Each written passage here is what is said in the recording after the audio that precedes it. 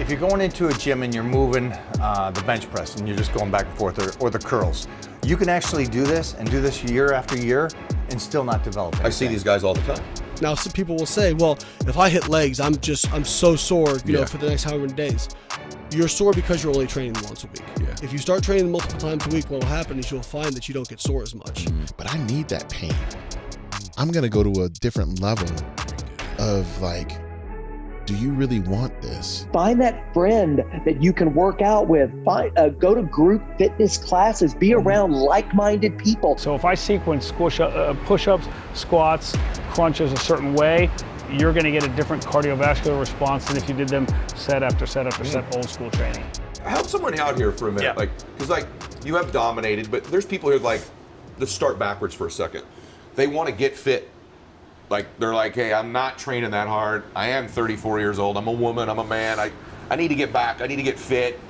There's no human on. If I put you in my interview and I didn't ask you this for them, there'll be like malpractice on my part, right? So you have the ultimate fitness health expert probably on the planet sitting next to me. What's some stuff you just say, like, hey, man, this is what you got to decide you're going to do if you're going to go get fit? Like some basic things you would say.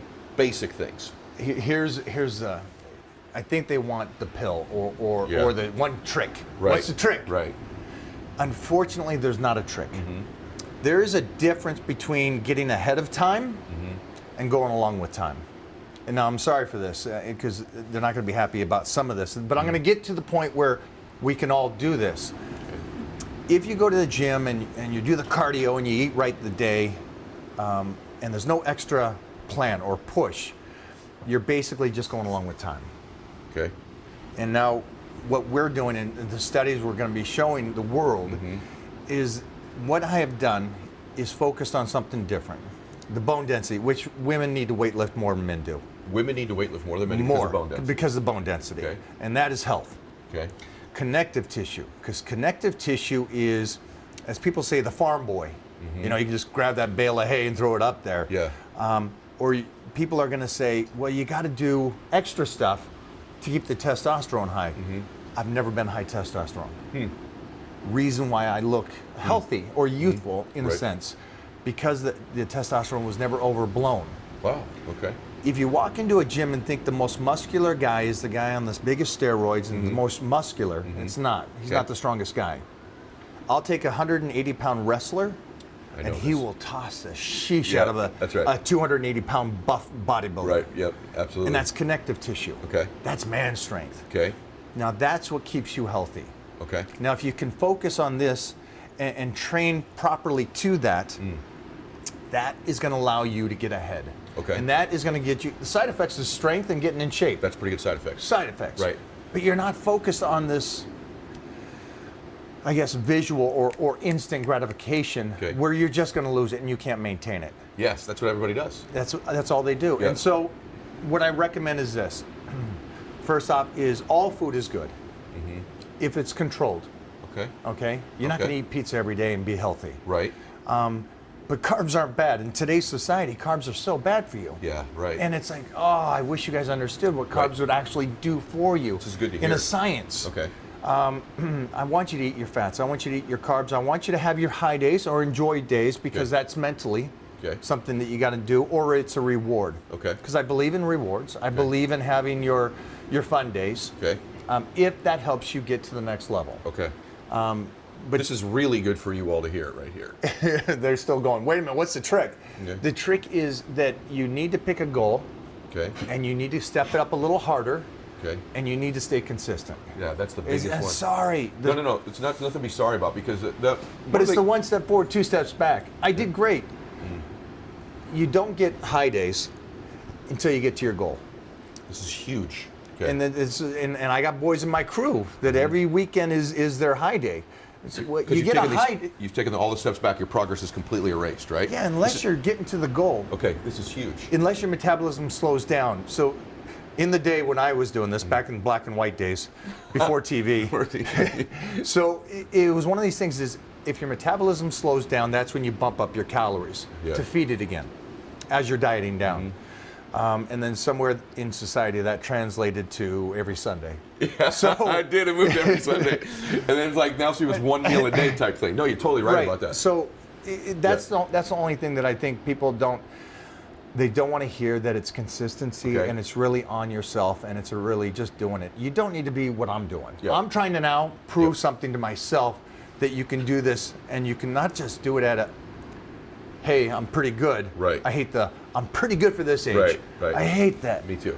Go crush them. Crush 'em. I don't care. You're gonna I dominate. purposely put myself in battles with, especially right now with the football season off. I got all the guys coming in for combines or going back to play. Yeah. And the whole purpose isn't really to work out. It's to out-rep, out-beat, outspeed all of them. All of them. Those guys now that are 22 years old, you're going to in thunder their them. prime. You're gonna thunder them. It's Let's talk about that for a second. Let's stay on that. So that was for the basic athlete, but there's a lot of people who follow me who are elite athletes, who are in the training business. And I was telling you before we went on, just for me even watching Mike train a little bit, and I've been training for 25 years, there's little things that you teach that I've noticed that I do wrong, that I didn't know I did wrong. Little tiny things, right? That where my elbows are placed when I'm doing an incline, just small things like that. The speed in which I do my repetitions, right? Or don't do them. And so you teach this sort of concept called like power bodybuilding. Is that sort of right? And because there's a bunch of the guys that don't look great that are super strong, right? There's a bunch of guys, people and ladies who look great who aren't strong. Right? And so for the elite athlete, for the person who is a bodybuilder or is a golfer or is a fitness type person, what would you say to them? Like, if you're going to compete and crush people at your level and beyond, here's one thing. Here's a mindset. Here's a tool. If you're going into a gym and you're moving the bench press and you're just going back and forth, or the curls, you can actually do this and do this year after year and still not develop anything. I see these guys all the time. You go to a gym, anybody goes to a gym, and you go back a year later, everybody pretty much looks the same. That's exactly right. So what's going on that they're not changing? Yes. It's the way you do something. Okay. And understand the purpose. If you are a pro athlete and you're getting ready for the combines, there's a portion of time where you need to slow things down. Move through it slowly. When you're starting to test, you speed up the motions. Okay. But that's for a certain sport. Okay. For me, if I bring in a power lifter to train with me and I slow him down to where it's pauses and holds, it completely destroys him. He gets weaker. Yeah. Or you take a bodybuilder and you pull him in, now it's just too heavy a weight and you can't do that. Yep. Something I do is I go as heavy as I possibly can for the rep range I'm doing. So people go, well, you always lift heavy. Yes. So is that 5 reps? No, dude, we get in a battle. We'll go 1 rep or we'll go 100 reps. I train with some Irish guys that just don't know the word quit. So it's one of these things that it's as heavy as you're doing for the range of reps you're doing. Yeah. But it's speed, it's all that, and it's range of motions. People are so proper squat. There's a proper squat, and there is, and I agree with that. But if you're doing that for 10 years, and you never do anything where you're leaning forward, you're pulling your feet in, you're pushing your feet out a little further, you're changing the form, what are you actually doing? I wonder that myself. Yeah, I've always So wondered you'll that. see us, and we will change forms. We'll change, here's the tricep extension. We'll go here, Really? we'll pull it out here, we'll bring it back here, and change it all the way around. Okay. Squats are proper here, but we'll pull it inside. I love We'll this. put the pressure over the knee. Now, understand the weight is different for everything you're doing. Sure. Yeah. I'm not gonna do a 700-pound squat with my knees bending over. But I will do a 300-400 for me. Right. Yeah, don't everybody do 300 or 400 that way either. So it's the point of putting yourself in a weak position and This is so still great. developing It's it, great. because everybody's like, my shoulders are strong and they're great. I'm going to train those twice a week. Yep. I don't like training legs. Oh, but you're skipping something so much more important. Yep. You're trying to develop a body, but you're forgetting the whole skeleton. Okay. So these are the concepts of power bodybuilding. This is huge. I love this. You just gave me permission to change things, because what I do is I do it the same way all the time for that reason. I don't vary my spacing or anything like that. That's really a Which big is deal. tougher to do now, because if you post something that's incorrect, That's what I get on social media. You're right. You're doing it suddenly wrong. you're doing that wrong. You're going to hurt yourself. Right. Okay, good. I feel much better about Do you, that. man? We're good over here. So I'm old school. So Monday's chest day, and I do I don't know, 5 sets of flat bench. Then I do decline 5 sets. Then I do incline. Then I do some flies or pec deck or whatever. And then Tuesdays or whatever, they're legs and shoulders or back and shoulders. You know what I mean? Sure. But I'm always doing like 4 or 5 sets of a body part. typically for me, it's like 12, 10, 8, 8, 8, or a 6 set in there, you know, with the reps. I mean, then I've been reading lately people saying, no. Once you stimulate the muscle and cut the fiber up, you can move on to the next muscle, that you don't need to be training so many sets on particular body parts in order for you to break the muscle down and grow it again.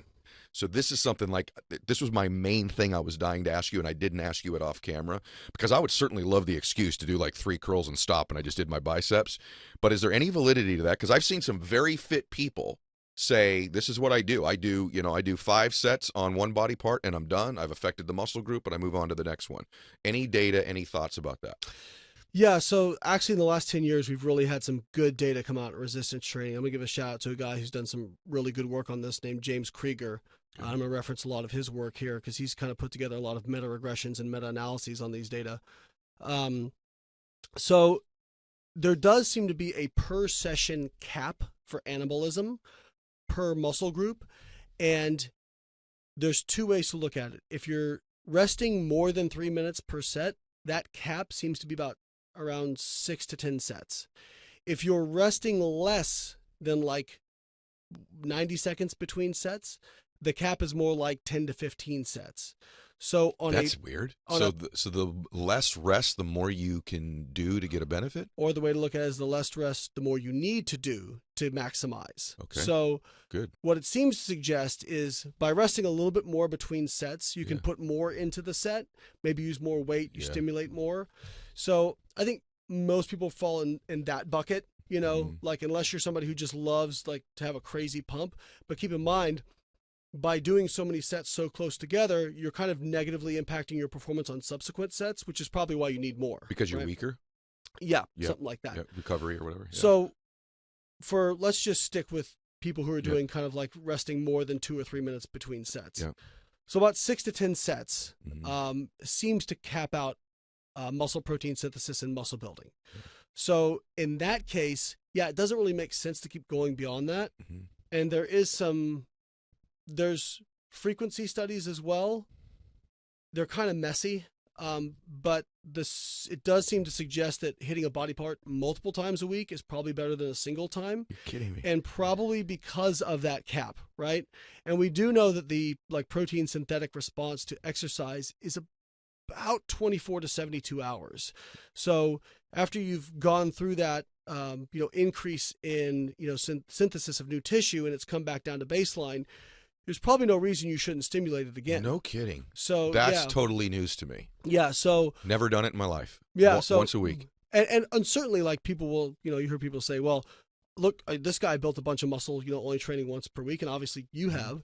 And what I'll tell people is like, well, we have to understand the difference between something that works versus something that's optimal. Right. It could have been better. So, and if somebody says, hey, all I have time for, and I like training this way, it's how I'm consistent, then great, do that. But just understand that maybe you're not building quite as much muscle as you could if you were doing multiple times. So overall advice, but the data suggests a little bit longer break, up to 3 minutes in between sets, that you've maxed out, so to speak, the benefits after how many? 6 sets? 6 to 10? 6 to 10, somewhere around that. And now and go hit them again in 72 hours, it sounds like. Yeah. And now some people will say, well, if I hit legs, I'm so sore, for the next however many days. You're sore because you're only training them once a week. Yeah. If you start training them multiple times a week, what will happen is you'll find that you don't get sore as much. And that's called it's a protective effect in the muscle called the repeated bout effect. And the other caveat is you have to train with sufficient intensity. And that's, when I say intensity, I mean proximity to failure, right? You don't have to train right to failure. So there's studies now showing that if you stop like a few reps shy of failure, you get about the same muscle growth as if you go to failure. Yeah. So now most people have never trained to failure and don't know what it feels like. Yes. So it's funny, I'll get people saying like, I'll say, well, I did a set of squats and it was an 8 RPE, which means I had 2 reps left in the tank. They'll say, well, you're training like a wuss. And I'm like, you've never taken a set of squats to failure then, because I know what it feels like. Like I've done, I think my best set for close to 10 reps, for example, I did 530 for a set of 9 once. And Oh my gosh. so Stop. I know what it felt like to hit that for 9 reps. Oh my gosh. So you're telling me if I stopped, like I couldn't move. Right. I literally could not move for 15 minutes after that. I believe And it. you're telling me if I stopped 2 reps shy of that, Yeah. that was just easy. Come on. No, man. no, it's still hard. It's so funny you say that. So about 6 years ago, everyone, if you've been in a gym long enough, you have 3 or 4 super awkward moments where you don't forget them, whatever they are. Like you fall over, or you collapse doing a squat or whatever. But I'm training. I was my biggest. I don't know. I'm not that tall, so I was, like 220 at the time. Really great body fat, and for my age, I was, not, I'm not going to compete. But I looked, I had my stuff together. And there's this young guy in front of me, about 20 years younger than me, and he's got these huge traps. They're just massive. Right. And he's doing shoulder shrugs. Must have and eaten a lot of liver. Yeah, probably eats a lot of liver. Yeah, a lot of liver.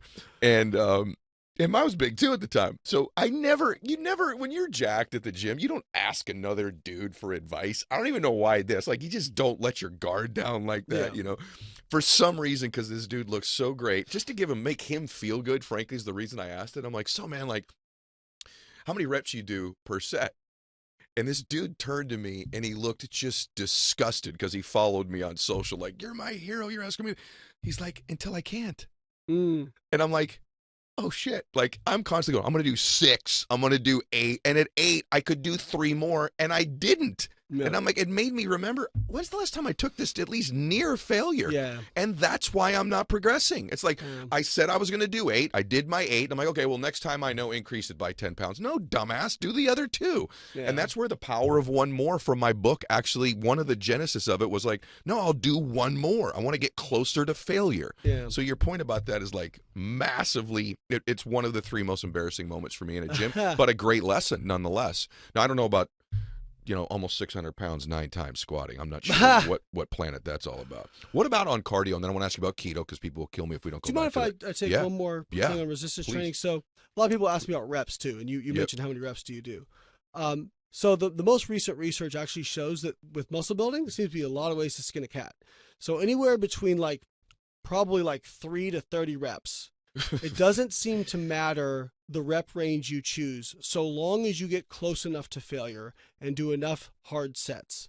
So you need to have sufficient amount of what we call volume, which we refer to as just the number of hard sets, right? So when we're talking about 6 to 10 sets in a session, that's 6 to 10 hard sets that are probably within, a few reps of failure, right? Now, again, you don't have to go to failure, but I will say it's probably wise to train to failure at a certain point so that you understand what it feels like. And so you don't become the person like me I described in the gym who's making no progress. It's because you're not going to failure, Ed. Right. Right? Duh. So that's my deal. Well, I think most people, if you've never actually trained to failure, it's hard to know. Yep. So there was actually a study done in new and intermediate lifters where they had them estimate their RP, their proximity to failure. Yeah. And they found that new lifters underestimate by about 5 reps. Yeah. Don't you think that's why you should have a spotter? Someone that's pushing you, but also if you do get to failure, you're not going to drop something on yourself. Yeah, right? I mean, I don't tend to use You spotters. don't have a spotter when you're squatting 600 pounds 9 times. Well, but that's because I always set the safety, so the Okay. worst case scenario. Safety. And it was 530. I wish it Okay. was 600. You know what? That's all the same to me, brother. You get about But 5. and I've had a couple times, but Yeah. if I've gotten down the hole, can't get out, I just dump it off my back. Now on bench press, that's a little bit different. Right, that's what I'm picturing If is you're going to bench. max out in bench press, definitely get a spotter. Okay. Don't wanna drop so something yeah, on your grill. there's so many ways to skin a cat when it comes to building 3 muscle. to 30, but get to failure as close to failure. I think a lot of you listening to this, even if you're like, look, I don't want to be a professional bodybuilder, you do want to improve your body. We opened up the show today with how do I get to my next level of fitness? One of the things you need to consider is all the dietary stuff we've discussed today, some of the cardio stuff, but also, by the way, the biggest thing for me that you said, well, there's a bunch, but one is just adherence to your program nutritionally, just something you can adhere to. But having said all that, Best plan means nothing if you can't stick to it. Stick to it, right. And I think the adherence part also to training, taking your training, because I asked the question earlier, why do so many people look the same? I think we've answered it twice now, roundabout ways, which is you've got to push your body past that point in order to get the growth that you once had, because that point was lower earlier in your training career. It was easier to do. The fact that you're more fit, you got to push it harder. Think about it's like a tube of toothpaste, right? So when you first buy a new tube of toothpaste, you squeeze it just a little bit and a bunch comes out, right? Now, by the end, as you're approaching your genetic maximum, right, that tube has squeezed out so much of that toothpaste that to get just a little bit out, you have to put in a disproportionate amount of effort, right? Yeah. So you can usually get a little bit more out, but it takes a lot more effort, right? And so training is kind of like that. Yeah. And one of the things I'll tell people is like, listen, there's a lot of evidence-based people out there now who try to kind of like look for ways to hack their way around hard training. And I see this in entrepreneurship as well. It's like, what are some tricks that I can do? And I'm like, the work. Yep. Like you cannot hack your way around hard work. Like Yep. no matter what you're doing, yeah, periodization helps. Yes, like, you know, certain things you can do, like the stuff we talked about, like, you know, like anabolic caps and whatnot, great. But you know why people ask me all the time, look at this bodybuilder who's jacked and like he does things all wrong. Yeah, but he trained hard for 20 years. He lifts heavy things regularly. He trained hard for 20 years. The great athletes that I work with or that I know, or even the elite business women or businessmen that I know, they are psycho competitive. They want to beat everybody, but they also want to find this, they want to explore their capacity. Yes. And that's, I mean, you just kept exploring it and exploring it and exploring it. I'm curious, like physically training. So for me, I've never felt smaller in my life sitting across from you. I was telling the producers, I was telling Sarah here, like when he gets in here, I will never look smaller in my life. But I know for me that when I'm training for something, I train harder than when I'm just training.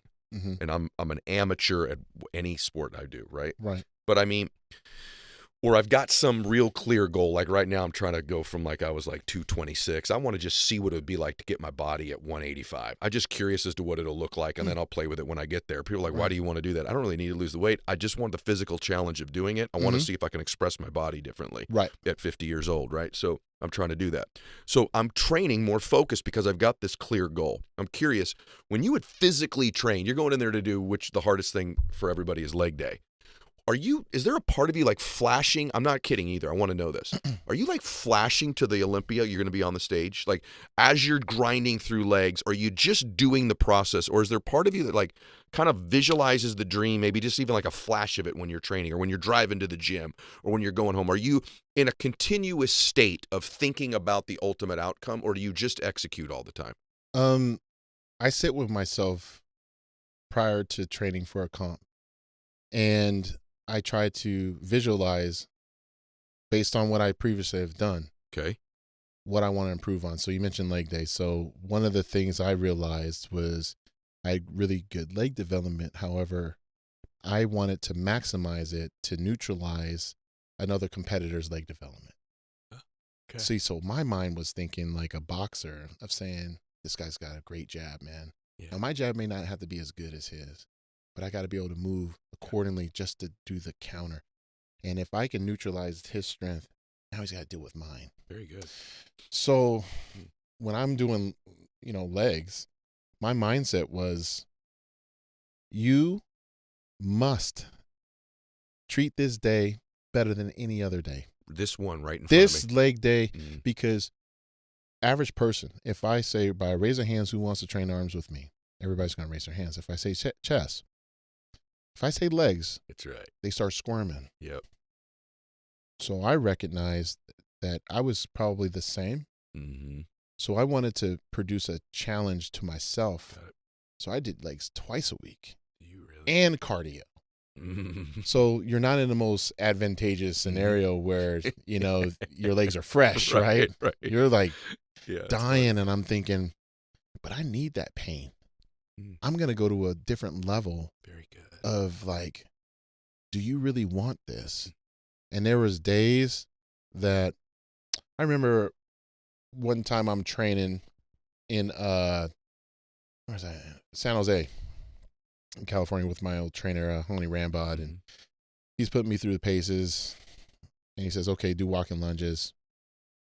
And my girlfriend at the time, now fiance, Cherie, was just like, you didn't tell him when to stop. He goes, I know.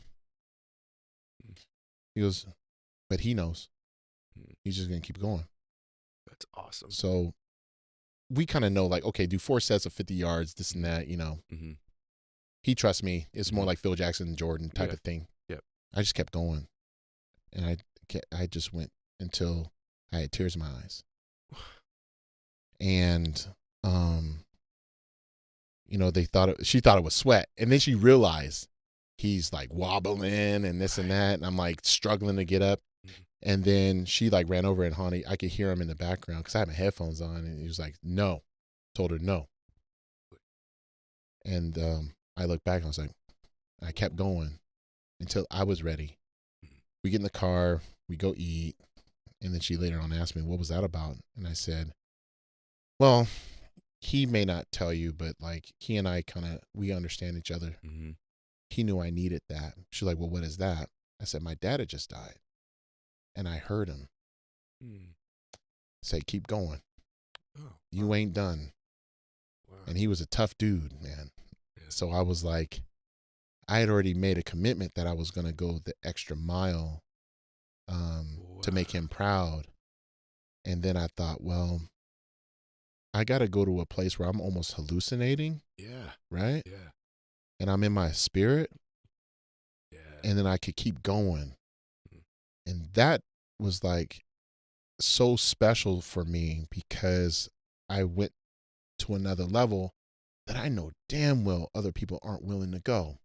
Mm-hmm. And they talk about the zone. Mm-hmm. So you can be in the zone playing hoops, right? You know, you hit Mhm. unconscionable threes, you know, like Steph Curry, this and that. You just keep shooting. You're like, man, I can't miss. You can do that in bodybuilding too. Do you really? Yeah. Oh, yeah. You've had guests like Joe Dispenza and Yeah. stuff. Totally. Yeah. You trick your mind and you stay in your spirit and stuff. And who's to tell you that you have to stop at 12 repetitions? Every now and again, Mhm. just go. As long as you're not hurting yourself, right? Mm-hmm. You know, we're talking about tendons and ligaments and joints and stuff. Doing that, then there's a problem. I was in the zone. Oh, brother. I love And yeah, I heard my pops. And that kept me going. And I'm glad he showed up for me. it. So cool. I didn't grow up with him. Mhm. So to hear him show up for me like that, That's incredible. I was like, hell yeah. Like no one's gonna tear me alive. Like my soul's on fire, man. Mm. These guys are gonna have some freaking hell to pay come September. I love it. And I whooped their ass. I love This was 2013. Mm. You know, the 2013, 2014, 2015, like, you know, like I'm like, these guys have no chance because I'm willing to go to places where they won't mentally. They think, now mind you, you watch a YouTube video, the guy could be training, you know, 800-pound squats. I'll never do that. Mm-hmm. 500-pound bench. I'll never do that. Mm-hmm. But the intensity, I would outlast them. No question about it. We pick a certain weight and a certain given time when they don't want to do it. Mm-hmm. You know, I was just, and I embraced that, as our friend Tim Grover would say, the dark side. Yeah. I freaking love that part. Yeah, brother, there's so much depth to you, and your ability to articulate it is unbelievably special. And I'm over here like ready literally to punch you and let you punch me back. Yeah. Like, I'm so fired up. Right? Like, Everyone's trying to transform something about themselves that's listening to this, including me, probably including you, right? And you would take someone in the most extreme circumstance. So the measuring stick isn't really fair as a trainer, because if you're taking someone who's 8, 10, 12 pounds overweight, they're trying to get fit, I would imagine the success rate is higher because the ratio, the distance they have to close is less dramatic than someone's got to lose hundreds of pounds and has developed patterns of behavior over years and decades. So the success, quote unquote, success ratio is going to be lower because the situations are more extreme. Absolutely. Long term, you know, I'm assuming most of these people, when they get off the show, correct me if I'm wrong, by the way, because if I'm wrong, I want to premise this incorrect, but that most of them probably put some weight back on, if not a lot of it. Absolutely. Okay, what is the difference with those that stayed fit long term and those that made a short term change but not a long term one? If you could define it. Well, I think that in the beginning, if we're talking about loser specifically, in the beginning, it was like shooting fish in a barrel, right? I mean, you could just get weight off of people just by changing their diet and getting them to move around a little bit, especially if you've got, 100+ pounds to lose. But then it becomes more of, the technical side of it. But what I've always tried to look at when I've worked with the people on the show is to say, okay, you're on this show right now. This is exciting. This is great. But you have to realize that this show will end. You will go back home, and it's going to be up to you to learn everything you can to fill your toolbox up with all the tools that you will need for success. And I think that for a lot of people, when it comes to weight loss in general, so many people put their weight back on because it's hard. losing the weight is the easiest part. It's keeping it off, because what you have to realize is that you have to change everything about the way that you used to live. You have to divorce yourself from your whole past, as far as like the way that you ate, if you never exercised before, all these kind of things, because you've got to implement this into your life for the rest of your life. And that's another pragmatic thing that I would always say. It's like, you're never going to not have to think about this. Like, this is going to be a part of you and your thinking every single day for the rest of your life, because that's just how it is. And, that's a really hard pill to swallow. But when a person can swallow that pill and realize, okay, this is going to be me. I have one of my really good friends that actually was a contestant on the show. She won the show, and she has 2 kids. She was able to keep her weight, manage it. She is now in the fitness industry. She's a Soul Cycle teacher. Like, she has been doing it for years. And it's like, she had to change everything, but she also had to change the people around her and get her husband on board, because no one can do it on their own. You think you can do it on your own? You can't. Yep. Okay, you're on to something that I wanted to talk about here. So for me, there's some elements of the show that work. There's elements with the trainer that work. To me, there's 3 things when you're making a change. One that the show had was there's a competition element to it. And I think sometimes when you leave the show, or you stop competing. Competing is a healthy thing. And any change you want to make in your life, you better have a competition element, everyone. Long term, still, that's why CrossFit's so popular. It's a competition. You're not just going to work out, you're competing. So if you're going to change that you're not drinking, you're going to change that you're going to make more money, you're going to change that you're going to, be happier. You're competing to do that. The second thing to me was you created an environment. This is what you just said. I'm going to have you talk to all 3 of these. Second thing is an environment. If you don't change is 50% mental, 50% environmental. So if you don't change your environment to support the new person you want to become, you're toast long term. And then the third one is identity, which you spoke about before. If you still see yourself as a heavy person, even though you've lost weight, you'll eventually gravitate back towards your identity. If you see yourself as a broke person, even though you're making money now, you'll gravitate back towards that broke person, especially if you're not competing and you're in an environment that doesn't support it. So if we could break those down really quickly. Well, I'm just thinking like competition, right? You do need that. It's a driving force, right? It's like, it's all the challenge that you can do with people, that coworkers. It's getting ready for a marathon or a 5K or whatever. Like, you're going to do a triathlon. Like, it's all these things that kind of keep your head in the game. That's what we're saying. We're saying that competition level that you would put yourself in is keeping your head in the game. And when it comes to weight loss, and people are always asking me about what's the right diet. Is it keto? Is it IF? Is like whatever other diets that are out there. And my thing is, whatever diet works for you, whatever eating plan that you can sustain, then I'm going to be your biggest cheerleader and say, yes, do that. And if your doctor says that that's okay for you, that's great. Because again, it's a competition, and where you're just like, okay, I'm doing this diet, and maybe you change to do something else. It's like, again, keeping your head in the game. So I think people using competition in so many different ways helps you stay on this path. What about your environment though? Like, I'm just curious about how you feel about it. So when they go back there, I remember seeing some of the clips when they would go back and seeing this person who's lost all this weight. And I mean this respectfully, but like, and then I'm looking at their husband, let's say, and that guy was 140 pounds overweight also. And I'm like, wow, they're going back to the same environment long term.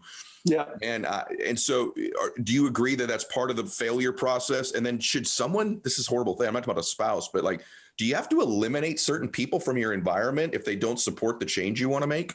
Absolutely. I mean, I think that, or you get them on board, just like my friend Olivia did. She got her husband on board, and they did it together, because, there's more power in numbers, right? So it's like, you want to have a strong team. It's like, Tom Brady can't do it on his own, even as great as he is. He needs a whole team with him. And so it's like, it's the exact same thing with your environment. That's why I tell people, it's like, find that friend that you can work out with. Go to group fitness classes. Be around like-minded people. Do all these things that sound silly to a person that is like super fit and just like it can do that on their own. I'm talking about a major majority of people that have never done anything like this before. They have all of the best intentions, but if they are surrounding themselves around people like we would go home with some of our contestants and it would almost just be like their friends would say, look how great you've done. You can have some pizza right now. Yes. You can do this. It's like telling an alcoholic that just got his 30-day chip, Yeah. Let's have one glass of champagne. Wow. One glass of champagne. So true. And you'll be fine. I'm like, no, you got to get everyone around you on board, because in those weakest times, so all of a sudden you and I are a married couple, right? And I'm the one that's lost all the weight, and you're the one that's saying, I'm not doing that. Like in my weakest time, as I'm sitting with you on the sofa and we're watching whatever it is we're watching, and you're eating your pizza or your nachos or whatever, I'm like, I'm gonna crumble.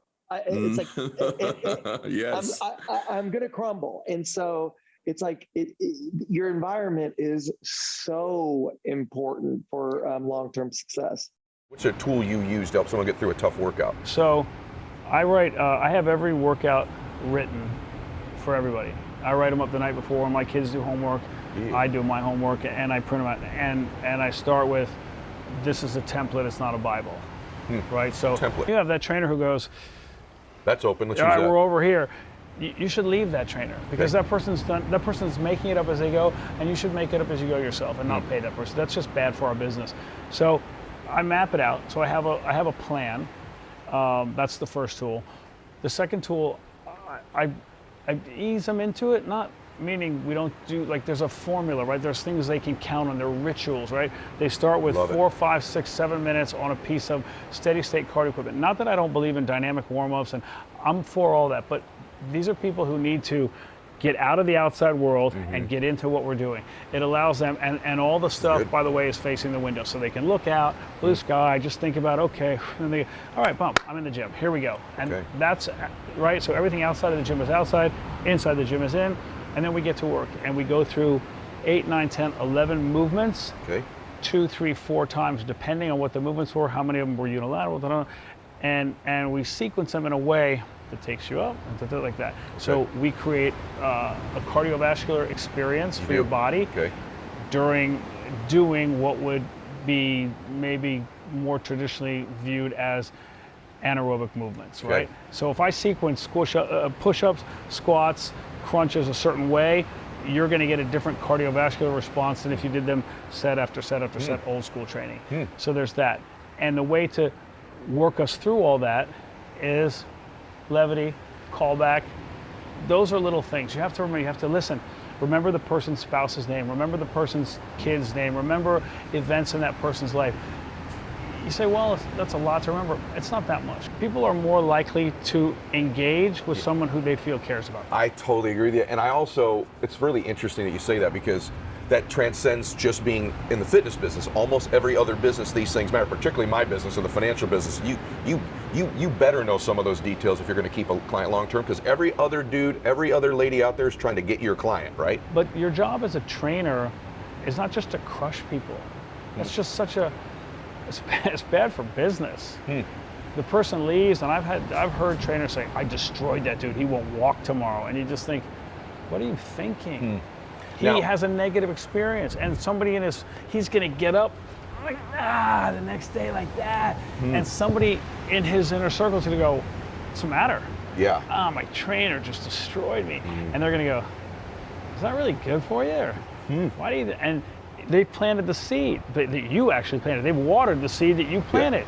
Is there an exception to that? If you have a guy who says, I want you to obliterate me every time I come in here, that's my standard, there's an exception. Sure. You must train a guy or two like that, For right? sure. But that's their standard. Yeah, and I think some of them don't know what that is, right? I mean, we have a puke bucket in our gym, and it's painted pink for obvious reasons. Because puke is color pink, please. It's not, you don't want those letters. Right. But it's used infrequently. I bet you it's been used less than 5 times in Yeah. So I'm going to ask you a couple things. I'm someone watching this, and I get access to Gunnar Peterson for a minute here, and I've not worked out much. I'm not in shape. I want to turn my physical life around a little bit, and I get a minute with you. I can't come to your gym. I live in Des Moines, Iowa. What would you tell me about changing my life from a physical standpoint, my fitness journey, my health, my wellness? What would you tell me? I'd say you probably need help, meaning don't be shy. A lot of people think, well, it's a gym. I mean, it's obvious. I know how to do it. You probably don't. Yeah. Right? And you go farther. The people who've been in gyms for a long time, that doesn't make you a trainer, right? It's just because you commuted from New York to DC every week. After 5 years, you're not a pilot. Okay? You're not. I'm sorry. I know you're on the plane a lot, but you're not a pilot. And you're in the gym a lot, but you're not a trainer. It's just a different skill set. Doesn't mean everybody can't be a pilot or a trainer, but you gotta learn it. But for that person, hire someone. Whether it's, and I also think don't try to overhaul your whole life in one go, right? Don't make Monday the day you quit smoking, quit drinking, commit to 8 hours of sleep and 5 workouts a week with a trainer, and you're going to go vegan. It's just, it's a lot. It's like, so true. It's something. Start slowly, add on. I go back and forth with my good friend and nutritionist, Dr. Philip Golio, and he's like, diet's 80% of it. I go, diet's not 80% of it. When you're 100% away from the goal, anything that you start with is going to be the biggest part, and then you start adding. When you get down to within 10% of what your ultimate you, diet is probably a bigger, more important, from an aesthetic at least, and performance too, but it's going to be a bigger part of it. But when you're starting, don't just tell them diet. Wherever they're comfortable. I get some people who say, I don't even want to look at my diet right now. I just want to start working out. I go, okay. And then as they leave, give them 2 quick diet things that maybe they may or may not, put to use. Okay. If they say, I really want to get my diet under control and then I'd like to come to you, okay, great. You should call this guy. Don't just pull it out of a magazine. If you're not doing something that looks at your blood, I mean, can you have results? Sure. If you blindfold a monkey and have it throw a dart, can it hit the bullseye? Sure. Not likely, but it could. So use a professional, right? If you're looking to get better at a sport, hire a tennis coach, hire a soccer coach for your kid, whatever it is, and then that's what that person should do. I have a book that I'm going to be coming out with pretty soon. One little chapter on its fitness, max out your fitness. First thing I recommend is hire a trainer. And then the second thing I say, ironically, is, it's interesting that you said that, start with something that is maintainable from the very beginning. I have a quote written in my window. My wife is putting it on the back of sweatshirts now. It says, if it's not sustainable, it's not successful. I love that. It's not. I love that. Yeah. Well, can you get there? Yeah, sure. Can you live there? No chance. Roughly speaking, in general, for a non-professional athlete, generally speaking, how long should a workout be? Within a range. Secretary of Health and Human Services, I think they said between 30 and 90 minutes a day, and people went, 90 minutes? Impossible. Okay, so go with the 30. And maybe Saturday, you're free, go to 45. Play with it. But let's see, can you do, what was that Jorge Cruz book, 6 minutes in the morning, 8 minutes in the morning? 6, 5, 4, 3, where are we? Right. But, I mean, something is better than nothing. Matthew McConaughey says, just break a sweat every day. So everybody has their thing, and a sweat through activity. Like sauna doesn't count as a workout. So sauna doesn't count as a workout. Right. Do you think, it's interesting, I don't cut you off there, but I think people ask those questions as a mechanism. It's a pushback. That's what I think. That's what I think. Okay, and they're keeping you. Just embrace it. Whatever it is, it is. Go do a workout. What does that mean? That means go to the gym and pick 6 exercises and do them 3 times through, and then get on a piece of cardio for 30 minutes. Yes. Well, which ones? I don't know. Now you got to hire a trainer. Now you hire a trainer, or at least just start the process too, right? Exactly. But also, what are your goals? If you get someone who's looking that weighs 400 pounds, they're looking to knock off 200 pounds, that's different from somebody who's 200 wants to be 180. That's different from a woman who's 110 wants to be 125, or 125 wants to be 110. Those are all weight, numbers. Then you go, what about a different species of biped who's not completely, mastered by the scale? So you're going to be that guy who doesn't let the inanimate object tell you how good you should feel about yourself? Love talking to you. Love that. Yeah. And let's go. Then we're going to try this, this, this, this.